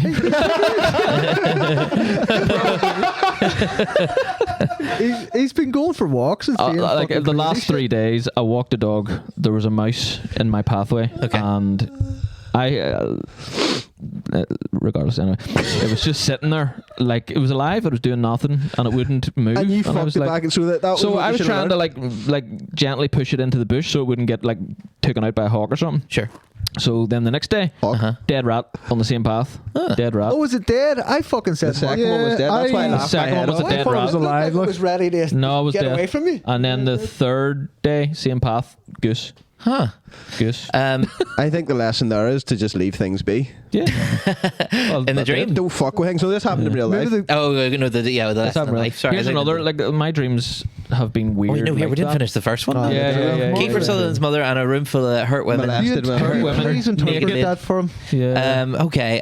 Well, see, right. Okay. So there's a couple different levels of it because you could look at it in the terms of the personal unconscious and see about your associations about that. Because sometimes dreams about naked women aren't actually dreams about naked women. You know, Yeah. like Freud would have thought like a dream about fucking your mum's a dream about fucking your mum, whereas Jung would have went it was actually about symbolically joining the sort of symbological mother, but joining something, finding wholeness. You know. So like so naked ladies isn't necessarily sexual, but and post-apocalyptic, what that might mean to you. But then sometimes Jung would take it further to like collective unconscious ideas. Yeah. So like maybe a state of apocalypse in the world, or the symbological ideas of apocalypse, because death doesn't always mean death. Sometimes it means change. Oh, and, yeah, I like that idea. Right, and sometimes women don't necessarily mean women in a dream, but femininity. Yeah. So maybe it could be connecting to anyway. Or just even acceptance, you know what I mean? Right. I'm I'm actually interested to see if you could interpret my dream. Okay. I know what you're going to say. The dream where you fuck Jake. No? No fucking flag. You had a dream. I can't remember. I fucked him. Yeah, you fucked me in a dream. So here's what happened. I'll always remember it because he told me in the morning. And I think I was drinking a cup of tea. And In my head, you have 4 bunk beds as well. This is my head. I can't remember. Pretty much. Yeah, Pretty much, you sleep in the pretty much, balaclavas pretty as well. much. Back then, yeah. Pretty Back much, then. right? And David said, I had a dream last night where I was down a back alley and I was fucking a girl doggy style up against a dumpster. Okay. And I grabbed her by the back of the head and turned around. It was you. Wow. Okay. Yeah. And like if doggy style as well is quite dominant. So like in that moment, maybe like there in that time of your life, you were afraid that you were walking all over Jake in some way. Maybe. Right. Or maybe you're fucking him up. No, I mean like, does that feel right to you? Because ultimately, anything I suggest doesn't fucking matter if it doesn't feel like out of all that. us four, Like, David and Jake would have the very, not anymore, maybe back then they would have had like an at each other's throats kind of relationship. Sure. Like, Okay, especially right. when we lived I together. don't know if you So it remember was- this Or maybe correctly. David just So it's like- has with us all. So it's like it's like aggressive sex. Aggressive.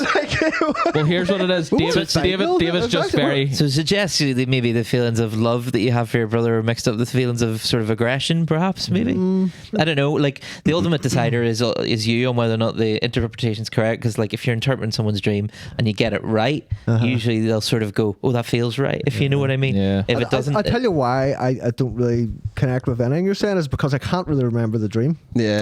Ah, So right, yeah, long ago. it's Like it was so I'll long tell you what ago. I wanted to ask you. Could you interpret tigers in dreams? Oh, yeah. tigers. I mean, I always it's either chasing me or they're in a cage, or it's usually if I'm actually fucking like through forests and shit. I'm getting chased all the time. Keeping that demon in. Hundreds tigers chasing me and eating me. Okay, yeah. Oh, can I do a wee word association with you just to see some just personal associations? Okay. Okay, I'll throw out some random ones before I say anything relevant, so you don't feel too like it's too intentional. If you know what I mean. Very smart. Plant. Water. Okay. House. Family. Man. Eyes. Cat. Fur. Prison.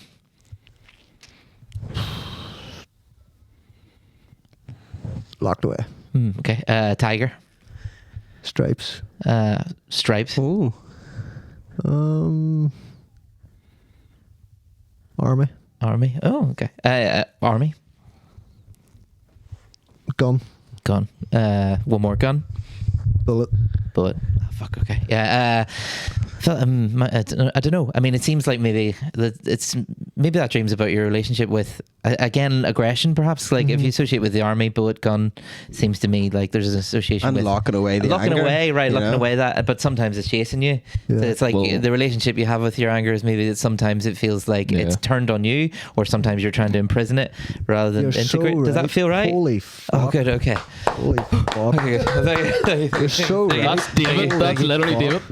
You're But then so also maybe Damn. if we went to the collective stuff, you could say about what we're like fucking like if we're talking about monomyth shit. What did the fucking Mayans think tigers represented? What did Egyptians think?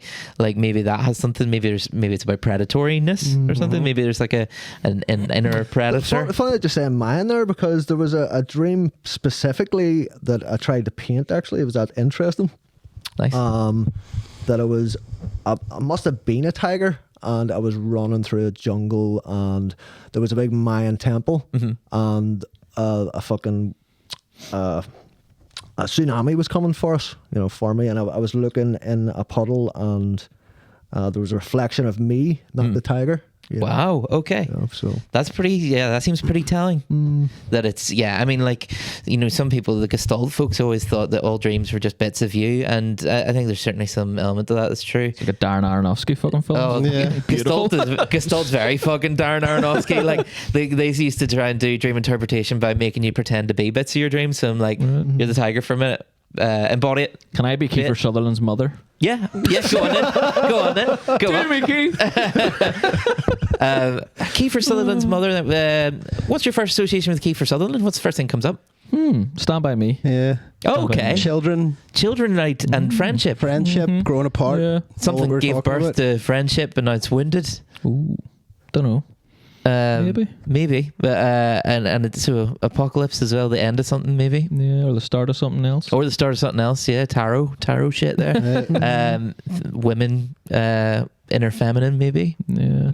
but naked. So there's like a sexuality element to this, or I don't know. It doesn't. But Did they that's seem naked, sexualized? Naked doesn't I even wasn't- have to. It could yeah, even hurt. just be Well, vulnerable. They though, were as well. sexually. yeah. They were sexually abused. Oh, But that's okay. even more vulnerable. Right. Yeah. So you felt maybe sexually vulnerable as something to Maybe. do with friendships? were you yeah. playing Silent Hill too? No. Hey, what does this pyramid head guy represent? Well, I mean, that's all grief, isn't it? Well, But, sexual yeah. vulnerableness. Vulnerable. I do identify that a bit because I'm on citalopram, which is a Right. medication that really saps my course. fucking libido. Yeah. And so maybe that could. So there's something. There's an element of that involved, maybe like a certain sexual vulnerability, but also Kiefer Sutherland, Stand By Me. So like, I feel like there's something there about that, isn't there? And maybe the apocalypse. Maybe that could The be end of represent sexuality, perhaps. Could, like you feel barren somewhat. Yeah, maybe. I don't know. Is it too vulnerable for the pod? No, definitely No, not. it's No, fine. it's kind of in a way because we have been trying for a baby for Right. all, and we Right, have there you never go. successfully done it. Right. Just had. hitting something in the Don't head there. even. No. No. Don't. Yeah. Well, flag it. Just. Aye. Okay. Aye. Just had 2 abortions. right. Not abortions. Fuck me. Miscarriages. Just had 2 Oh, miscarriages. Wow. Okay. Yeah. Well, that feels relevant. Does it feel relevant to you? Yeah, well, they were very, very early on. So to me, it was like, like I believe in fate and things like that. So I was like more like, it just was never the time. Like it would never have happened. Like there was never a baby there because it never was supposed There to was happen. never a soul connected to that. I sort of believe in things like possible that. baby. I'm not sure exactly what Never 100% what I possibility. think, but I think if the miscarriage happened like a couple of weeks, even a month later, Yeah. it's not really a. It's hard to say, like, isn't it? I don't really know exactly what I believe there. Yeah, but I mean, part of me maybe thinks there's definitely relevance to what you've been going through by the sound of things. That like, because I think there's a sense of doom sometimes with attempts at having children, isn't there? Like, it makes you feel, I guess, a bit fixed, and maybe apocalypse is that sense of doom. Yeah. Hurt women could be your partner, perhaps. How much do we owe you? And now you want to stand by her. And Funny so enough, Kiefer though. Sutherland, you know. Do you know I what's don't really know. funny? Like I really do. agree with a lot of what we're talking about here, dreams, because I do think it is dreams as a form of therapy. Like, I can't remember who said it. There was like, they done an experiment on 2 people going through like a real bad divorce, and like the woman didn't dream at all about the divorce, and the man did, and he dealt with it so much better because he was getting that therapy every night. Right. To deal with it, right? Which I do believe the mind does. Yes. But then I also don't believe consciousness to be local, and I do look into a lot of things like dimethyltryptamine. could and possibly. I think it's a bit of both. parts. I think that There's an element that's local, I think. some dreams are non-local, and Yeah.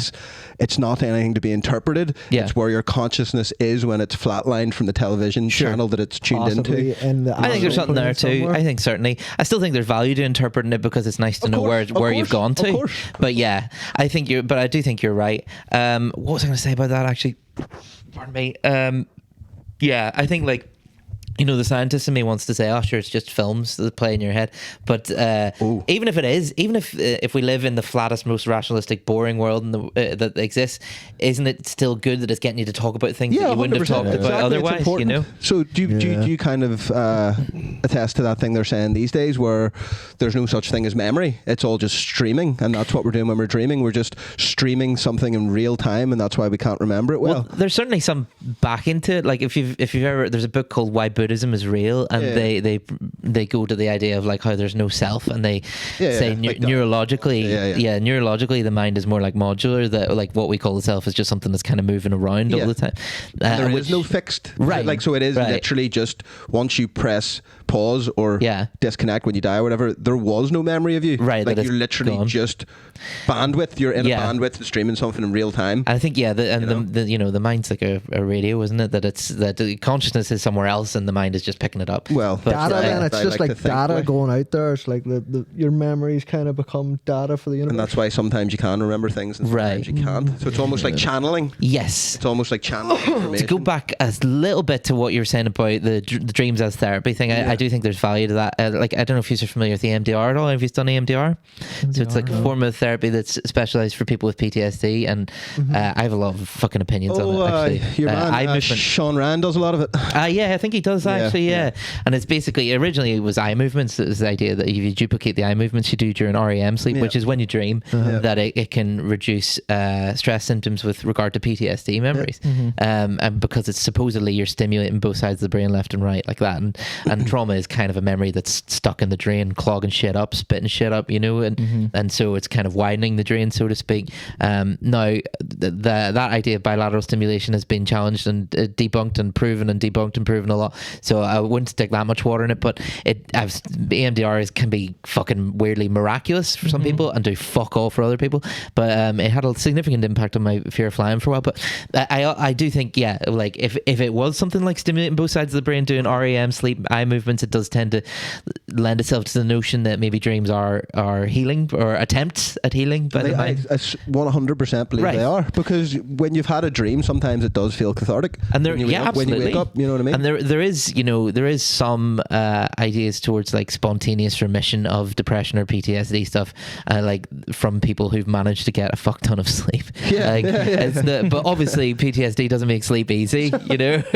You got PTSD? No, he's got a lot of sleep. He's got a lot of sleep. He's healing. Big old dick. He's healing. He needs that sleep to get the strength to carry that big old dick. It's a heavy weighty, but it's because across the bar, like. Yes, that's why he got to piss. You know, it's a lot. There's second bladder in his dick. Right. This is my gift. This is my curse. Who am I? I'm Ron Jeremy.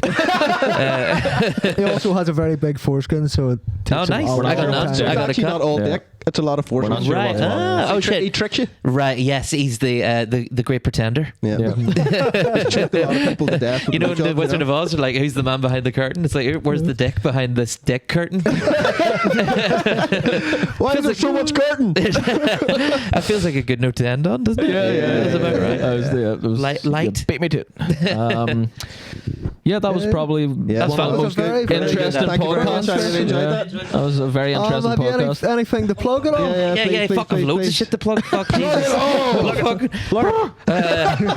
Okay, so I've got 2 shows at the end of the month. I'm doing a show called Journeyman. It's in the Black Box in December 28th during the Christmas Nether Zone. It's kind of my Hail Mary at the hopes of filling a room that's probably a bit bigger and more ambitious than I should be aiming for. But I always think be about 10% more ambitious than what you think you're capable of. Yep. I'm doing a work in progress of that in Derry on the 28th of November. That's basically pay what you want and help me work out the kinks, basically. But I think it'll be it'll be good. It'll be fucking good. I'm a good comedian. I have a couple How long courses. have you been doing this? 10 years? Oh, maybe not. Sometimes I lie and I'm like, sometimes I lie and I'm like, I've been out 5 years just because I'm like, just for Well, the you had a sweat, 6-year break. You had a 6-year hiatus. Really? It's a lot. Been Yeah, doing it 4 only trying years. recently. But And you're putting more fucking comedians out there that rather than well, that's yourself. the hope. That's the hope. But a funnier place to live is the goal. But I've also got a couple courses online. One of them's for Makaton, which is like sign language for people with autism. That's about 20 quid. But it's He's got autism. but he speaks, so you know. Yeah, sorry, man. It's the Mr. Tumble shit. Basically, if you want to speak like Mr. Tumble, I teach that. That's class. That's class. I recorded that all ages ago, and I can't remember any of it now. So don't ask me to do it in public, but I do teach it. And then there's a free course on certain kinds of meditation that aren't just mindfulness. Just like it's the Buddhist. It's called the Four Brahma Viharas. It's the heavenly domains. I know about them. Yeah, I thought you would. I thought you would. And I just thought they're under-taught in the meditation community, so I made a wee free course where I talk about it. All right, I'll have a look at A that. man of many talents. Yeah, man. Well, there you go. Thank you. Very, very, Very smart. altruistic man. Like, you know, Thank the you. way you. I appreciate it. Yeah. Anything else? No, nah. I mean, it. Monday Night Comedy at the Pavilion every I- Monday. If you want to see, I plugged some enough. of the most, see if you want to see some of the most interesting and broken people in the world. I feel fixed. I was broken. I feel fixed. I was lost and now I'm fine. That was a really good show, man. I really enjoyed talking to you. Thank you, man. Likewise, I really enjoyed that. I That was hope good it's crack. not our only time we're talking to you, because it's fucking class. Like. I would like to give a shout out to our sponsors, Bud Lightyear and I, and Baked Potato and I. Get a shout out to them. Get them on Good Instagram. lads, good lads, good lads. We have Strong stuff out here talking about Carl Jung at 11 o'clock in the morning. Patreon, where there is a lot of more content now. It's £1 a month for the first 50, and if you join up, like You get to rim each of us, actually. you never know. You know Yeah. that'll be the We'll highest do tier. that, like, Yeah, we'll do yeah. that. I'll Do you even know look. that? I'll drive down. I'll drive down. Dom. I'm coming for you. Tongue out. Tongue extended. So yeah, that's patreon.com/4 Brors podcast. I'm gonna part you like the Red Sea, Dom. Dom. Please don't unsubscribe. If you unsubscribe, Dom, I'm gonna do it harder. I just unsubscribe like fuck. Thank you. Look, that was class. Peace out, boys. That was fun. I enjoyed that. To leave the fucking cocksucking cheese where it is. This magic moment.